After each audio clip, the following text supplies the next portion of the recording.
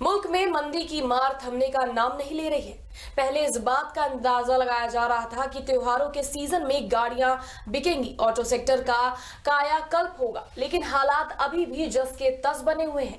Plant बंद हो रहे हैं, कर्मचारियों को निकाला जा रहा है, लेकिन केंद्र में बैठी सरकार के कानों में जू तक नहीं रेंगने को तैयार है। देखिए इस पर हमारी खास रिपोर्ट।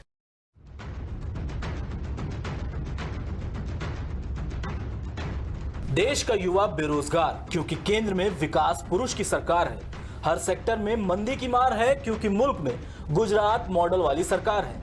हम हर साल 2 करोड़ युवाओं को रोजगार देंगे। हम भारत को 5 ट्रिलियन की अर्थव्यवस्था वाला देश बनाएंगे। ये बातें मेरी नहीं हैं, ये वादे हैं 352 सीटों पर जीत दर्ज करने वाले सरकार की।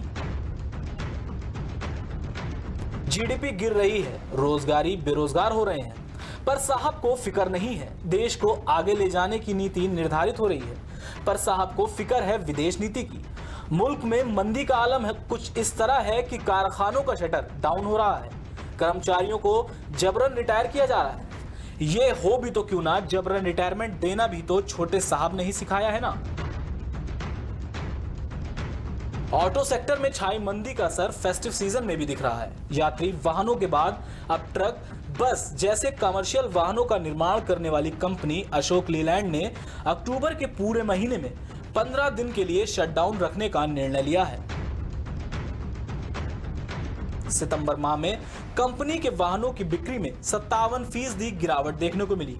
कंपनी के सितंबर माह में कुल 7,851 वाहन बिके, जबकि पिछले साल इसी माह में यह बिक्री 18,078 थी।